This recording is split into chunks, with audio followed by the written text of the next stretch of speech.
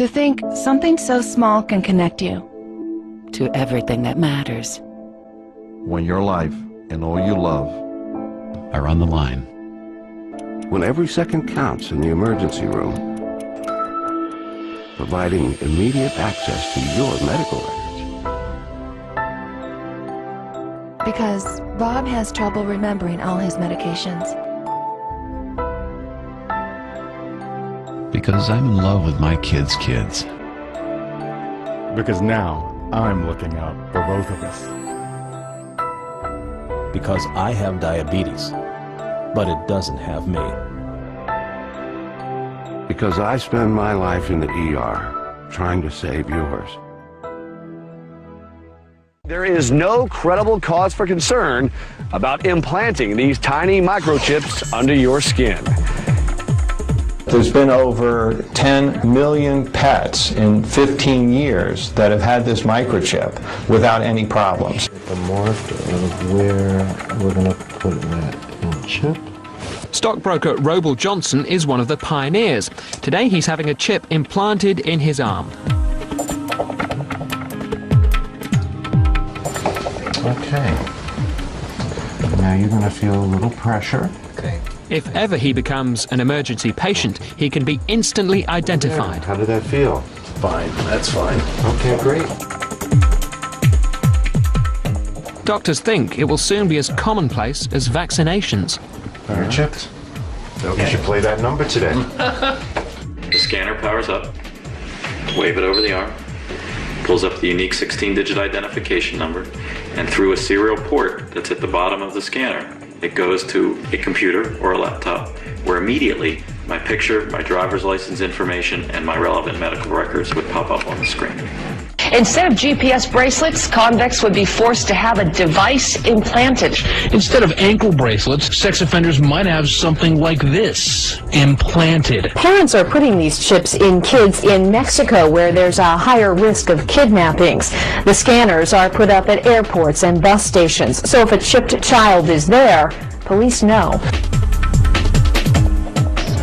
I think it's good because it's really fast, the queues go quicker so that you don't have to spend all break queuing up for the food. Your parents can pay online and you don't have to worry about losing your money or getting it stolen or anything.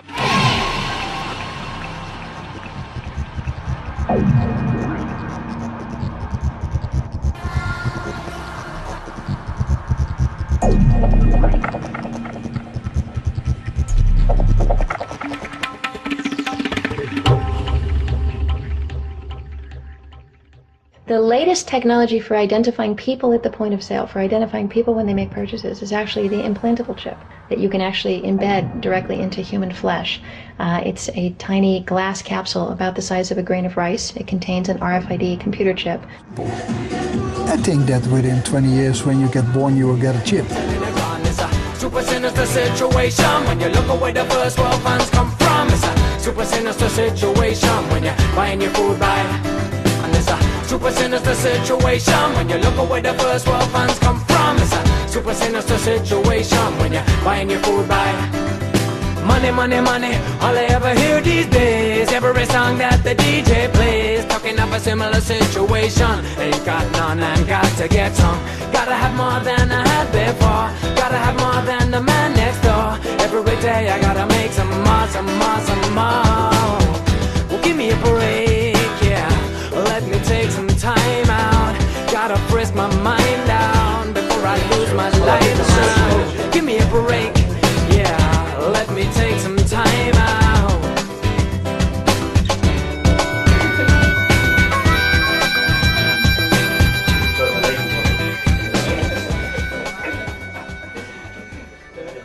You know, there is an increasing amount of support for a microchip for buying and selling. Some people are kind of saying that people are going to be forced to take it, but I think eventually people will be queuing up themselves and taking it. I would not have a problem at all if they wanted to put a microchip in me to help out with any kind of medical security, anything. I'd be fine with it. I saw my thing about the money and banking. I hope in the future I can take one in my right hand. I think it's very cool, actually. It's a cool concept. If I was to have a microchip which would benefit me on a personal level, I wouldn't have any problems with the ramifications. Like, for instance, if I had a microchip which would allow me, discounts, say, on like toll roads or purely financial reasons, which was exclusive for that, then I'd have no problem. I got chipped. My whole office is getting the chip. I already got the chip. I've got the chip. We got the chip. Now, the points that are most being used to sell the implantable microchip to people are causing a lot of fear and paranoia amongst conspiracy theorists. Fears like giving the government too much control. They're trying to bring in the RF chips as a form of control to all of us human beings. If you don't do as you're told, if you don't conform to the authority, you don't conform to controls, you will have your chip turned off and you will not have anything. And if they turn that off, you can't go into shops, you won't be able to get into the doors, all electronically.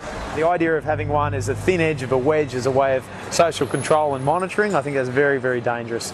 When I read the book with Barry Smith, it brought up for me the significance of the Antichrist and controlling of people. That's what it brought up. Second, the Antichrist. You see these fictional movies and you see their implants and it controls you. First, we take a gloomy, dissatisfied woman. We locate her brain. We insert a few nanochips. Finally, we enhance her to fit the ideal specifications. Welcome to the future. It's a really scary prospect. I'm sorry. Really scary. Well, I think they're worried about the wrong thing. They're panicking about the wrong stuff. We've come to accept that kind of technology in the past, things like Social Security and credit cards. That was always a concern there, but now people have just come to accept it. I think they'll do the same thing with microchip implants. Personally, I feel that these fear merchants, they do their own cause a disservice. I mean, it's not some tyrant from outside that's going to control us. It's our own inner tyrant, our own greed, that's going to lead us to line up for something like a microchip. When talk turns to the microchip implant being used for buying and selling, control or no control, I think most people would change their story. I feel very strongly that I would say no. But when it comes to you can't travel, or maybe you can't get a job, or you can't get social services, I think that was pretty disturbing, because that's the point at which most people are going to, even if they wanted to say no, might feel forced to say yes. Are there any conditions under which I would allow myself to be microchipped? I don't think so. So basically what you're saying is either you're in this monetary system with the microchip monetized system, or you're outside of that system, and you're asking me is what would I choose? You take the blue pill, the story ends. You wake up in your bed and believe whatever you want to believe. You take the red pill, you stay in Wonderland, and I show you how deep the rabbit hole goes. Well, that's a difficult question, because we all like creature comforts, we all like to have a house. My biggest theory is that it's not ever going to be implemented. I think it's very scary what you're talking about with that company, that it put it in your hand and, might get to that point where you need to have that or you can't buy anything, and I think it's very, very scary. I would hope that this company, that it wouldn't get pushed to the point you were talking about, but yeah, that's all I have to say. If it was an essential to life, which again I hope it would never be, I would put it in my body, but I would hope it never would come to that point. Would you take the very chip? No way, no. Well, if I had to have one to participate within the community, well, for the well-being of my family, I might be forced to, yes. But I'm hoping it doesn't get to that. Okay, with the Verichip, I would not take it on.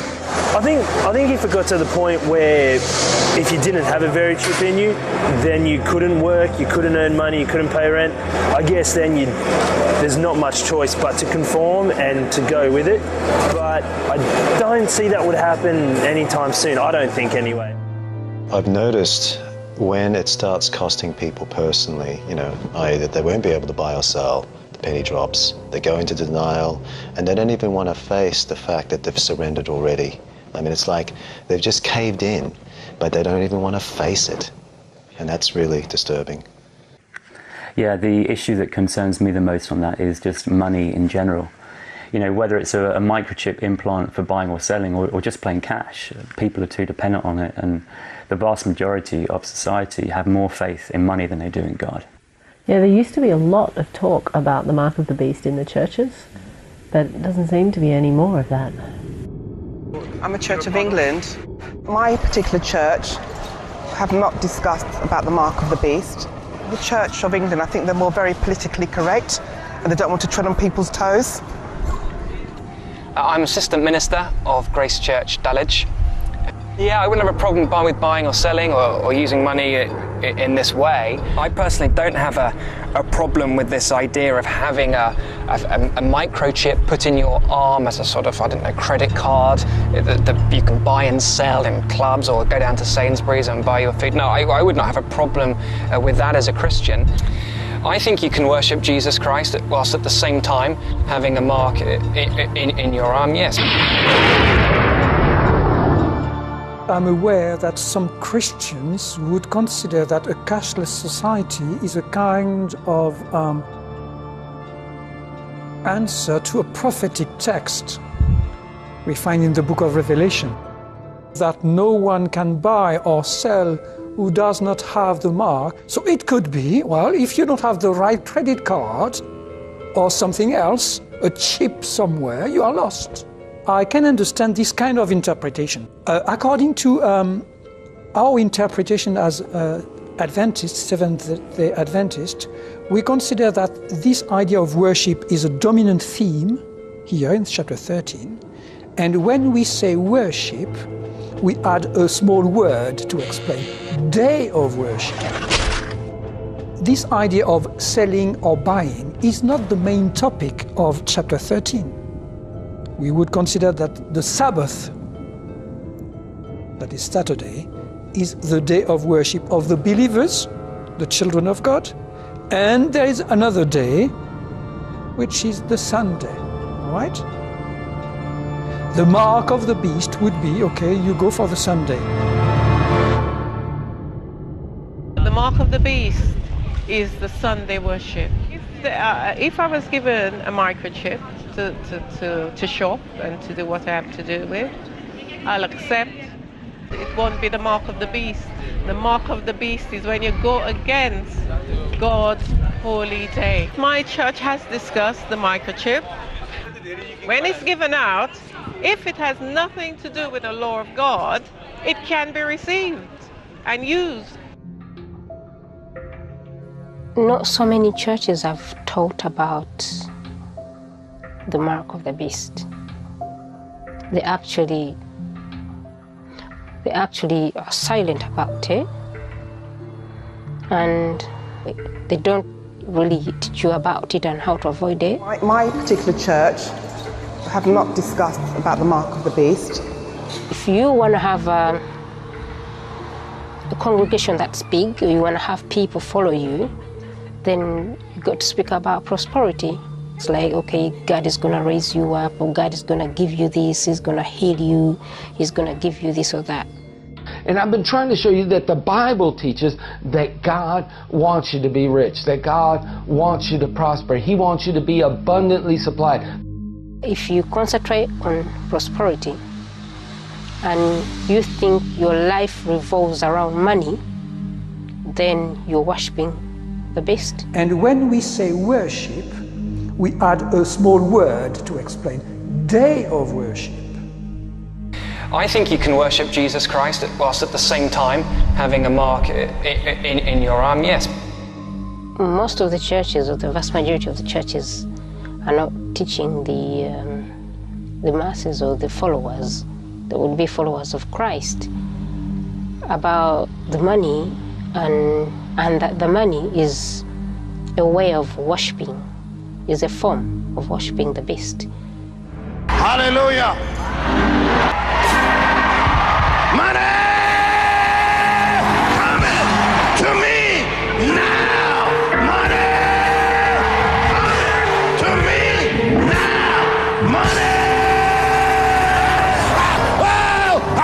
for this money.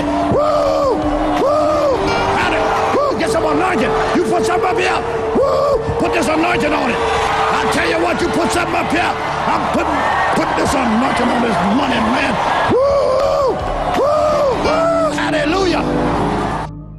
Club 700 has actually had very cheap on who have basically stated, look, this isn't the mark of the beast because it has not been mandated by government. Yeah, it's interesting that we now have something that matches the prophecy in the Revelation about the mark of the beast. You're talking about a chip that goes inside your hand and you use it to buy or sell. Now that's ironic. It's clear that it's no longer some kind of fanciful imagination, but churches have totally lost interest all of a sudden. Yeah, like even trying to get an interview with a minister, you know, on the topic of Bible prophecy is pretty near impossible these days. You know, and I think those that do agree to, you know, to be interviewed, I reckon that they must probably get disciplined about it afterwards because it shows them up. It shows them up that they haven't got a clue. You know, they don't really know. Well, is it really that clear? Well, what do you mean by that? Well, are we just assuming that it's the connection between the prophecy and the revelation and the microchip implant is really that clear? Well, maybe what we could do is like go out on the street and show people, you know, the Bible passage, show people like the article about the very chip, and talk to people, you know, explain to people about the very chip and see if people see it as clearly as we do. Yeah, why not? We've got the equipment, we've got the resources, we've got the motivation. Let's do it. Yeah. Okay. Did you tap the mic? Have you got any spare batteries? I think so. We've got some tapes. Excellent. All right, London, here we come. Jess, we'll give you a call when we get to town. Okay. Take care. See you. Bye bye. See ya. Okay.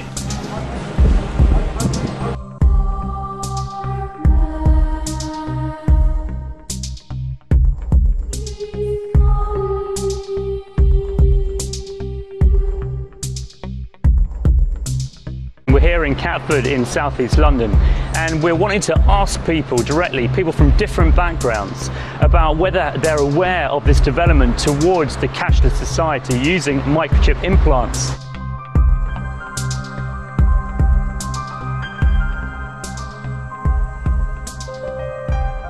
Okay. And it causes all, both small and great, rich and poor, free and bond, to receive a mark in their right hand or their foreheads. And that no man might buy or sell save he that he had the mark or the name of the beast or number of his name.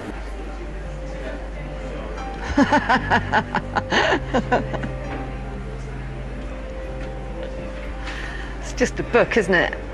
I haven't got a lot of time for the Bible. To me, that's just words. Doesn't really mean anything, you know. The Bible clearly lets us understand that the mark will be for trading, for buying, for selling. The choice will be, are we willing and ready to die for what we believe in? And if it means to die and to not accept the mark, then that is what will have to be done. It seems to me that some people would think it just makes sense to have a chip rather than be something to do with the Bible. Sure. Can you see any link at all? With well, that passage obviously, but I think it's a major coincidence. I don't think it's possible that someone 2,000 years ago could have prophesied about any scientific developments today. I don't think God has any place in science. So what it's trying to say is that if you have that in your body, that you maybe you're showing the mark of the. It's not. I don't really believe in coincidence so much. I just disagree. For my personal opinion, I just don't think that has any relation to what the financial system is. Why they would they put it into barcodes? The number, how that number has any relevance? If they did, it could be coincidental. But if there was some, I don't know, allegiance within the secret allegiance of the financial system around the world who are doing whatever to do this, I think there's a lot easier ways to do this and track our information and track what we do. To do that by what we do in our cash machine or what we shop at Tesco's. Yeah, it was really interesting seeing the various reactions, and you could see that even the people who argued against the connection, like were aware that it was like a huge coincidence, as they called it. They just didn't have any answers for it.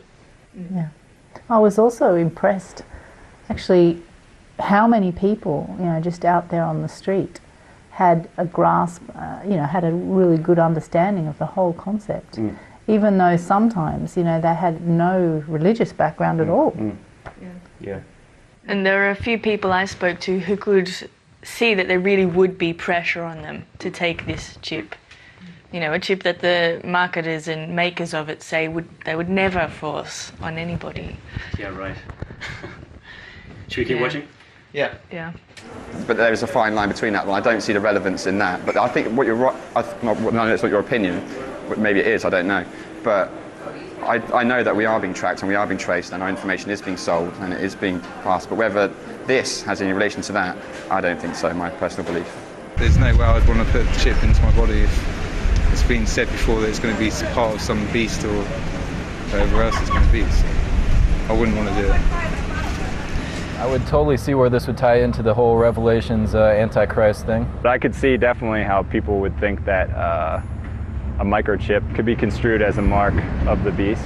If it comes down to that, the chip is the mark of the beast, and because of my Christian faith, I will never wear it. The Christian faith and several other faiths have intertwined into it a mark of the beast concept, which is generally seen these days and accepted as the microchip. It's going to have a massive effect on people consciously and in their communities. There's going to be a rejection on that level alone. If I was to be cut off, I still wouldn't take the chip. I would find a community, no matter how hard it took, that didn't require that level of submission.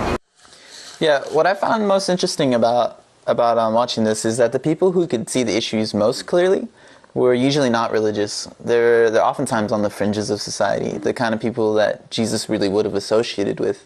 And well, I met these street punks, these people in Utah, and I barely mentioned the implantable microchip with them.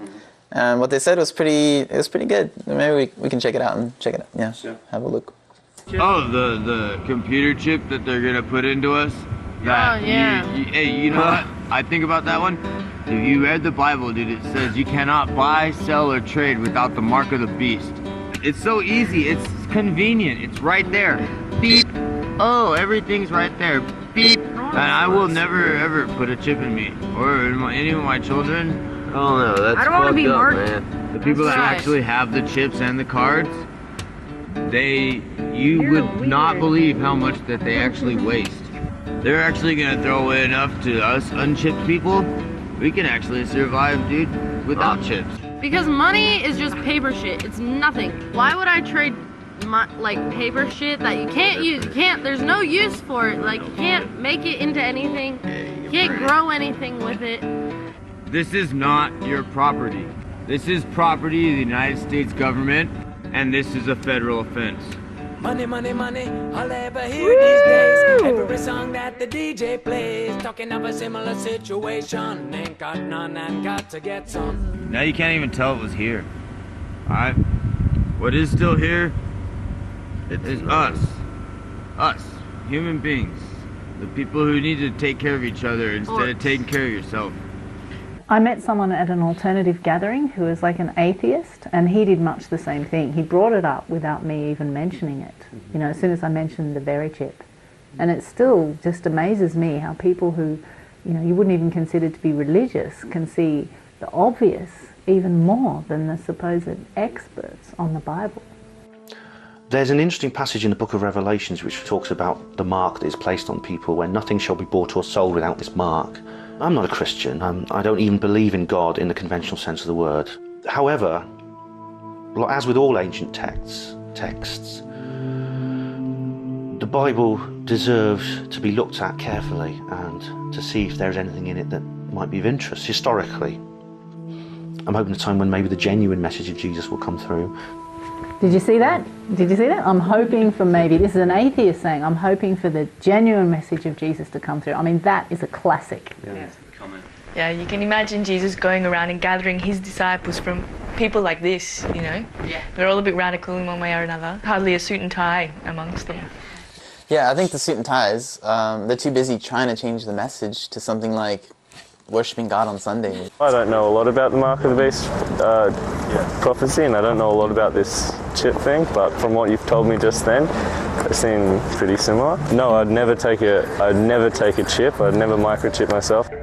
I think it's kind of interesting, like talking about people being chipped in the future. I engage with wild food. Engaging with like the natural world, wild plants, does make you wild in the sense that you want to rebel against standardization, manipulation, control, all these things, which I think people are seduced into because they're being manipulated, because the world is so complicated, it's so stressful. Using plants in that way and relating to people in that way just makes you, you will never be ripe for manipulation. You will always rebel. I will never be chipped voluntarily. They'll have to hold me down, they'll have to knock me out. Not taking the microchip could end up meaning that you would starve to death. I understand that. I'm not Christian myself, and I'm not that knowledgeable about Revelations, but I know that when they talk of a mark of the beast, it's for buying and selling, and everyone in society must bear this mark to operate and function. But there needs to be some resistance to this agenda. On a practical level, if it does end up that most people have got the microchip and there is a few resistors still out there, I think they will be hunted down. They'll be targeted for elimination. I think I would refuse the very chip under all circumstances, even if there was the threat of imprisonment, the threat of death.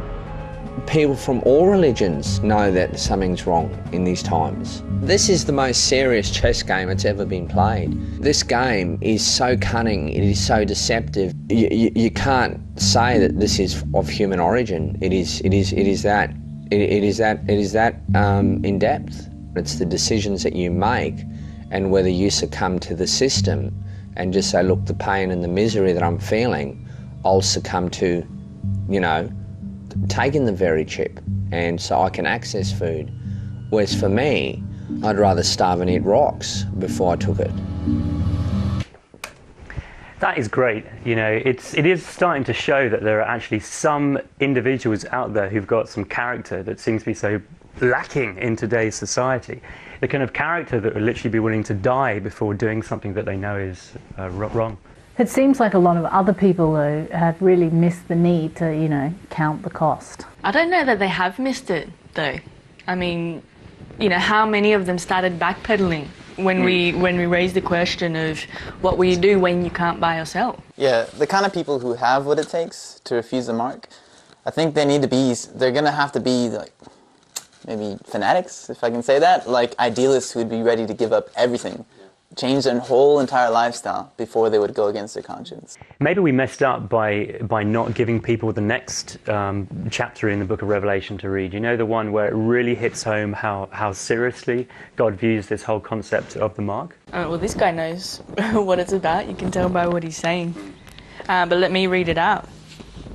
It says, "And the third angel followed them, saying with a loud voice, If any man worship the beast and his image, and receive his mark in his forehead or in his hand, the same shall drink of the wine of the wrath of God, which is poured out without mixture into the cup of his indignation.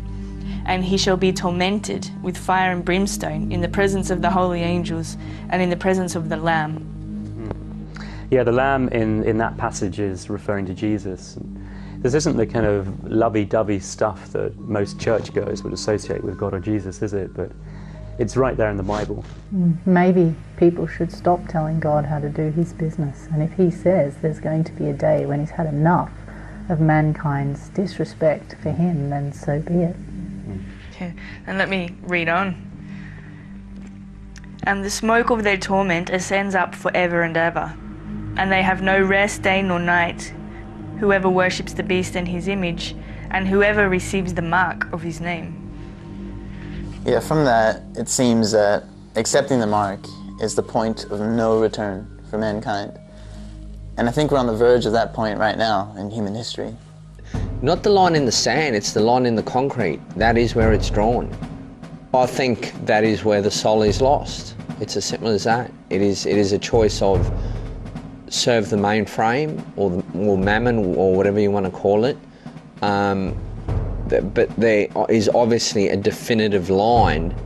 Actually, I did let that one marketing guy who I interviewed in the cafe earlier read the passage, which is probably why he fell to pieces so much. My guess is that he'd never even heard of that passage before, and he chose not to accept it, probably because it was easier to stay in denial. I don't know. I think that's very negative. I don't like to think these things negative. I wouldn't want to read that paragraph then think that's a negative thing. Just to take that leap from reading a warning sign to actually taking it to factual facts that it's happening is a massive leap of... I don't know, for me I think that's a massive bit. I can see it as a warning, and there's loads of sections which, you know, this is what we experience in this time and whatever, and take heed of this, but I don't think it's that translatable to now, I don't think, for me. Yeah, I think it's interesting that the verse about not taking the mark of the beast is followed by a verse which talks about people dying for their faith. I mean, that's what it's coming to, you know, and that's what people don't want to think about. But here, let me read it. Here is the patience of the saints. Here are they that keep the commands of God and the faith of Jesus. And I heard a voice from heaven say to me, Write, blessed are the dead which die in the Lord. One of the problems that I found about most religious discussions concerning the book of Revelation is that it's all about matching up symbols and dates, or trying to convince people that your church is the one true church. It never seems to relate back to the teachings of Jesus. But when you recognize that the mark of the beast, you know, is all about buying and selling, there is an obvious link.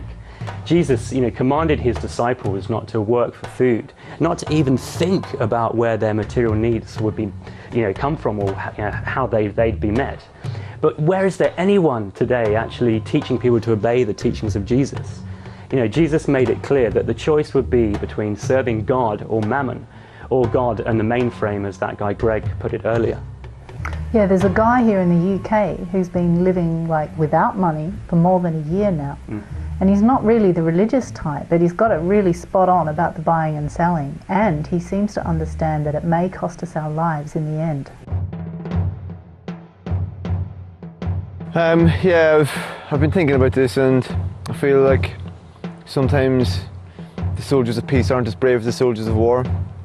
And that if you see the soldiers of war going into battle, they're prepared to die for what they're doing. We all need to be a little bit braver. We all need to stand up and be counted and be heard. I think we all, myself completely included, need to be braver. I've been living for the last 12 months without money. Where we used to find security in friends and family and the greater communities we lived in, we now see security in notes and coins. When we buy and sell things, we're saying, I'm going to help you, but I want something in return. What better reason to help somebody than the fact they actually need some help? Like, do we actually always need to get something in return? Think about it. Nobody goes to their dad like, well, you know, I've cooked dinner this evening, that's £5. If we all work together, share the resources, not only would it be better for the environment and would we use less resources, it's much better for us as people. Yeah, Mark and some of his friends recently put on an alternative gathering in Bristol, which coincided with Buy Nothing Day. I think it was called the Free Economy Festival, and it was a fantastic day because everything was done for free. No money changed hands, no one was paid for what they did, and even the food itself was free because it was rescued from supermarket bins. Yeah, they fed more than 1,000 people, and there was still food left over. So it was a really good illustration of those what those street punks that you interviewed were saying about how you could survive on what the people throw away. Here's some footage of the gathering. So just here at the Buy Nothing Day Festival, and there's an army of volunteers, as you can see, busily prepping a 3-course meal, which is going to be served later on. So it's great to be a part of this.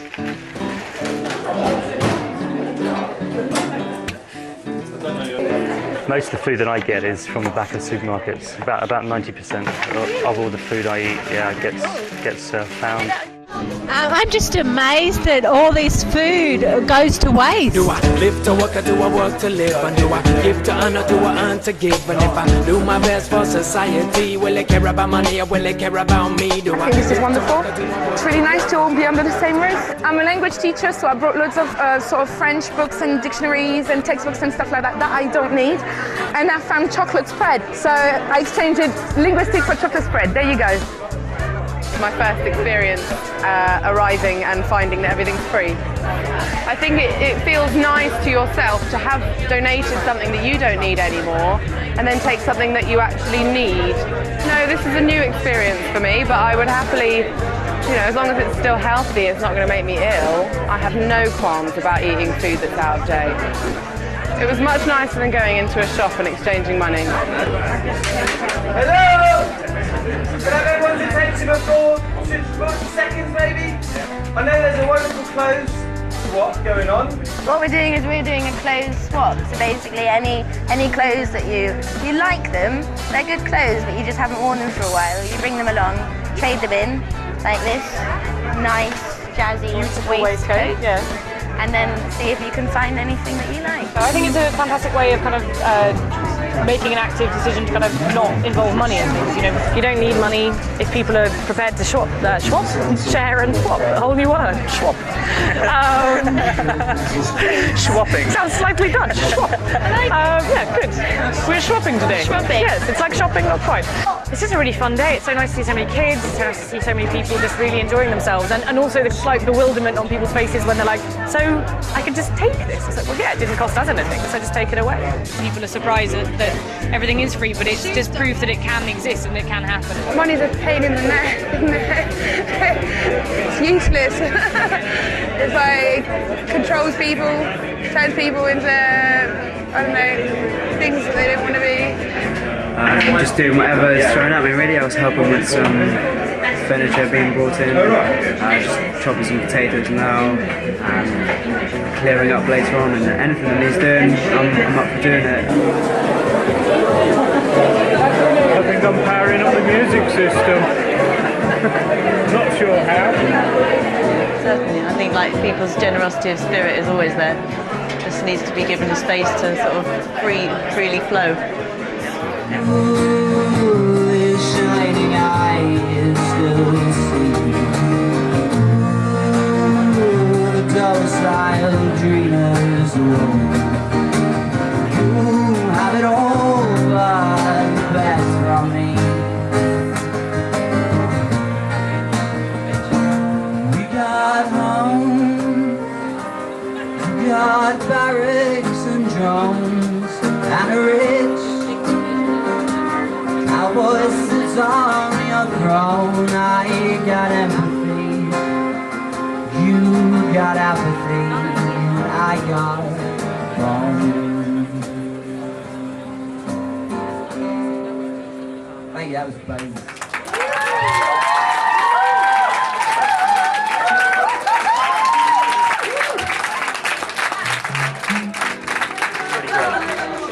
Yeah, it has been a bit overwhelming, to be honest. I felt a bit emotional earlier, just like everybody giving their time for free. These guys work their arse off all day. Like, I haven't seen people who get paid a lot of money work this hard, non-stop, relentlessly. There's been a couple of thousand people through the doors here today at some point, and just experiencing living without money for one day. I do think that is a significant point. Which point? Well, the fact that what happened there was just for one day. I mean, people had a lot of fun. We all did. But as we've seen from the other footage, it's going to take a lot more dedication than that. I think Mark Boyle definitely could see that, but I'm not so sure that the others did. You know, it's not just going to be about giving up the things we don't need. We may one day actually be forced to lay down our lives for one another. Yeah, I interviewed someone at that festival who was talking quite seriously about living without money. But it seemed like even in that setting, she seemed sort of somewhat cautious about what she was saying.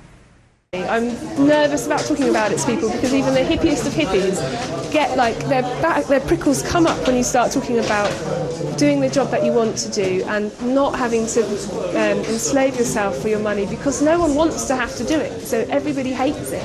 So when someone comes along and says you don't need to do this, you know, everyone gets like, but I do, I have to. And that tension, I think it all hangs on that tension in some ways. I mean, it compromises you're never giving totally and you're never receiving totally when you're using money, because you're always aware of the back current of the exchange.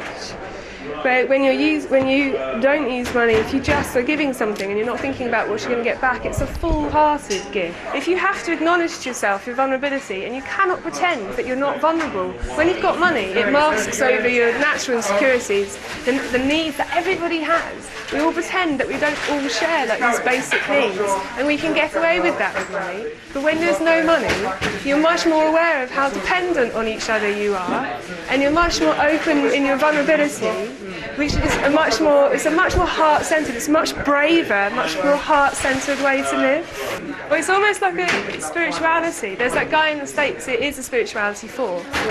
Yeah.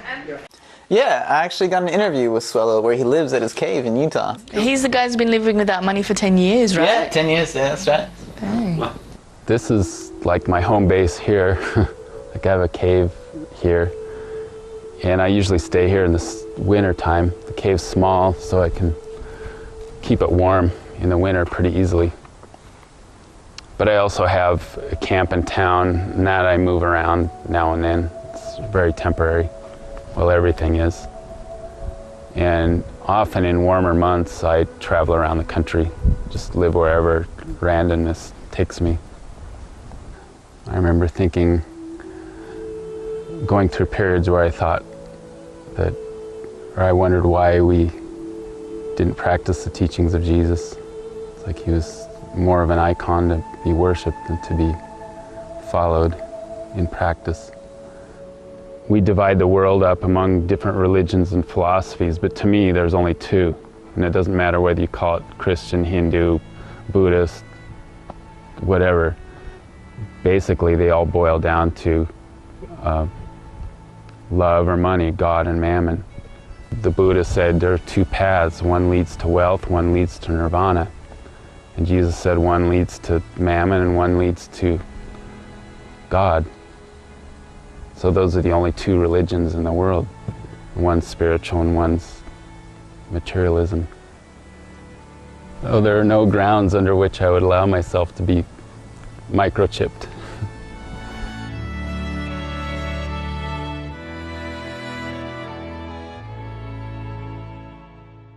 Yeah, we interviewed a lot of people about issues relating to this. There was that guy, Andy Hamilton, in Bristol, who's a co-author of the Self-Sufficient-ish Bible.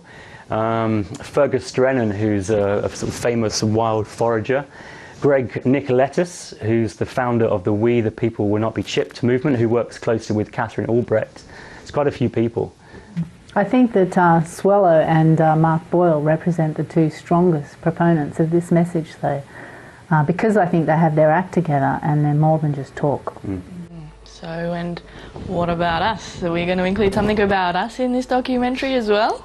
Well, we are in the documentary right now. See that camera over there? So how do we include what we're doing in the film? Well, the cameras are rolling. Why don't we just talk into the cameras? Okay, here goes. So we don't normally live in houses like this. We don't live without money entirely, but we do live without working for money. And as a group, some of us have been living like this for more than 20 years. Right, we're freegans, which means we get most of our food from the back of supermarket dumpsters. We live and travel in vehicles that run on waste vegetable oil. Yeah, and we use solar panels to get our electricity from. But really, we're preparing for a time where we won't be having vehicles at all, and we'll be living pretty much like Swello.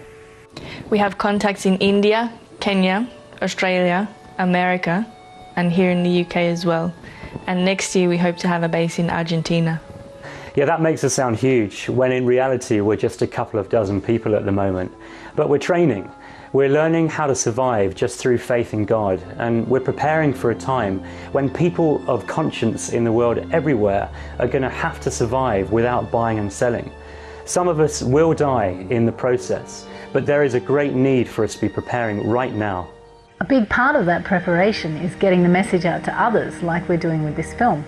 But we need to be clear that it's not all about us either. It's about people finding a faith that's bigger than money, and then linking up with others who have a similar kind of vision. There are dark times ahead, but God wants to prepare us for it by teaching us to take the message of Jesus seriously right now, before the axe falls.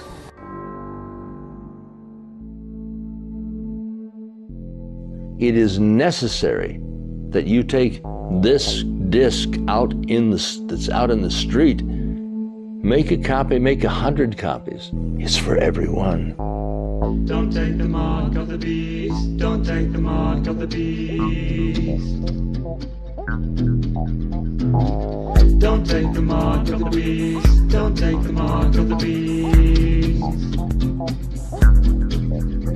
It's a conspiracy, that's why they're feeding us TV, CDs, video games and DVDs. So we'll believe these to be giving us parody. Welcome to the edge of subliminal tyranny. They're giving you liberty to be who you wanna be, as long as you constantly is left to the economy.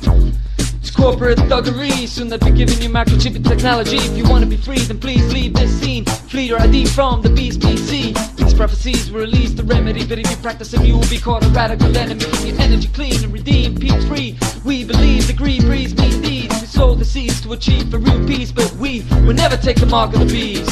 Don't take the mark of the beast. Don't take the mark of the beast. In times as dark as these, please don't take the mark of the beast. Don't take the mark of the beast. Don't take the mark of the beast. In times as dark as these, please don't take the mark of the beast. What is going on?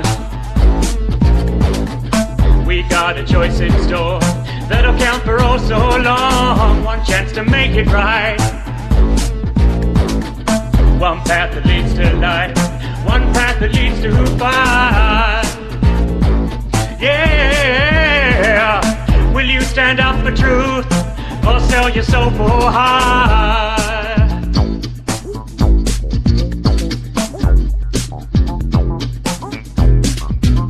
What trick's this? That the barcode is 3 6's fixing it. 3 parallel lines with a 6 in it. Time to open up your eyes, get the scriptures in. The church is paralyzed, so they're missing it.